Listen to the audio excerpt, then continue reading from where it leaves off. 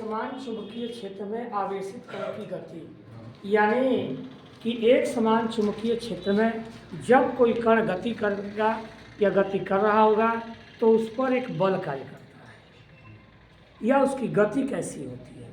तो बल कार्य करता है तो हमने पिछले टॉपिक में बताया है कि जब कोई गतिमान आवेश चुंबकीय क्षेत्र में गति करता है तो उस पर एक बल कार्य करता है जिसे हम लॉरेंज बल कहते हैं, जिसका मान होता है F बराबर क्यू बी भी साइन थीटा। अब हम यहाँ पर देखेंगे कि एक कोई आवेशित कण है Q जो चुंबकीय क्षेत्र B के परपेंडिकुलर इंटर्न कर रहा है। देखिए, चुंबकीय क्षेत्र को हम तल के लंबवत, कागज के तल के लंबवत लेते हैं नीचे की तरफ। तो ये अगर चुंबकीय क्षेत्र हो गया और ऐसे इंटर्न कर रहा है पार्टिकल, अर्थात ये 90 डिग्री पर इंटर्न करेगा, तो इस पर जो बल लगेगा, देखिए ये इधर फोर्स लगेगा, क्षेत्र इधर है, तो इसका पथ जो होता है वो सर्कुलर हो जाता है, वृत्तीय हो जाता है। जब कोई आवेशित कण किसी एक समान चुंबकीय क्षेत्र में क्षेत्र के लंबवत, देखिए क्षेत्र इधर है, ये लंबवत इंटर्न कर रहा है, प्रवेश कर रहा है, तो इसका पथ वृत्ताकार हो जाता है। एक नंबर पूछता भी है कि जब कोई आवेशित कण चुंबकीय क्षेत्र में क्षेत्र के लंबवत प्रवेश करता है तो उसका पथ, तो आपका जवाब होगा वृत्ताकार। और अगर कहेगा लंबवत न कह के कहे किसी कोण पे जा रहा है, 30 डिग्री 45 डिग्री 60 डिग्री या कोई एंगल देगा, तो उसका पथ कैसा होगा, तो आपका जवाब होगा कुंडलिनी।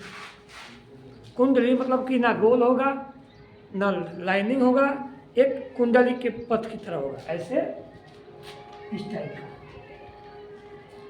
ठीक ना। तो ये एक नंबर में प्राय पूछा जाता है। फिलहाल हमारा क्वेश्चन है कि जब कोई पार्टिकल चार्ज पार्टिकल आवेशित कण क्षेत्र के लंबवत प्रवेश करेगा तो उसका पथ वृत्ताकार हो जाएगा। और आप जानते हो कि जब भी कोई कण किसी वृत्तीय पथ पर गति करता है तो उस पर एक बल कार्य करता है, ठीक ना। कौन बल? नहीं, आवेशित कण पर जो बल काम करेगा वह बल लॉरेंज बल होगा, लेकिन वृत्तीय पथ पर जो बल काम करेगा वो आपका होता है अभिकेंद्र बल। तो अभिकेंद्र बल आपका होता है mv²/r, और चूंकि इस पर लॉरेंज बल काम करता है, F की वैल्यू हो जाएगी क्यू बी भी, और चूंकि ये परपेंडिकुलर इंटर्न कर रहा है तो साइन 90 डिग्री हो जाएगा यहाँ पे, ये हो गया mv²/r। अब यहाँ देखिए साइन 90 की वैल्यू तो 1 हो गई, तो बचा क्यू बी भी बराबर mv²/r। एक भी से ये कटेगा, आर को यहाँ करेंगे, क्यू बी को यहाँ करेंगे, तो ये हो जाएगा mv/qb। ये निकला आर, यानी पथ का रेडियस। यानी जब कोई आवेशित कण किसी चुंबकीय क्षेत्र में गति करेगा तो उसका पथ, क्योंकि देखिए आवेशित गति अर्थात पथ से मतलब है, तो उस पथ की त्रिज्या होगी r बराबर mv/q। अब मैं कहूँ कि ये एक चक्कर पूरा करने में इसको टाइम कितना लगेगा, तो एक चक्कर पूरा करने में जो टाइम लगता है उसे हम कहते हैं परिक्रमण काल या आवर्त काल। और आवर्त काल निकालेंगे, परिक्रमण काल t बराबर एक चक्कर में तय की गई दूरी अर्थात वृत्त की परिधि अर्थात 2πr, और वेलोसिटी समय बराबर होता है दूरी बटे 4। ये हो गया।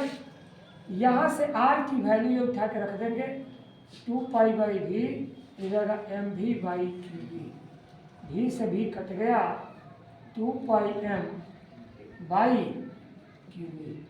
ये हमारा निकला परिक्रमण काल।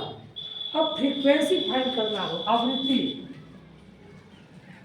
तो आवृत्ति होता है 1/t, आवर्तकाल का व्युत्क्रम।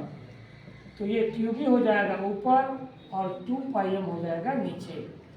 और इसका मात्रक होगा सेकेंड और इसका होता है हर्ट्ज, आवृत्ति का मात्रक।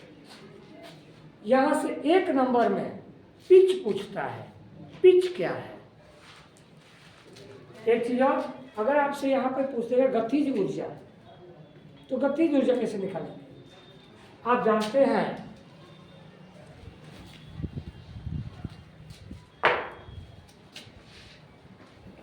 गतिज ऊर्जा की बता है हाफ mv²। यहाँ से भी बराबर हो जाएगा 2k/m, रूट लगा देंगे। आप चाहो तो v की वैल्यू यहाँ से रख सकते हैं ये।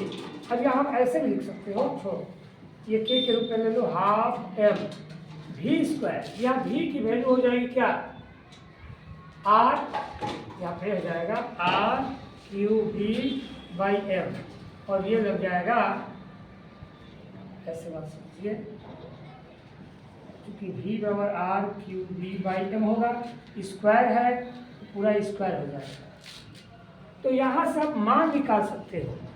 और कभी कभी वोल्टेज देता है, के की जगह हम ई भी लिख सकते हैं, ये आप समझे। तो ये न्यूमेरिकल में इसका काम करेगा। अब एक लाइन ये जान लीजिए पिच, पिच क्या है, एक लाइन का डेफिनेशन है। तो पिच क्या है तो सुनिए, आप जानते हो कि कण चुंबकीय क्षेत्र में गति कर रहा है, वृत्तीय पथ पर कर रहा है।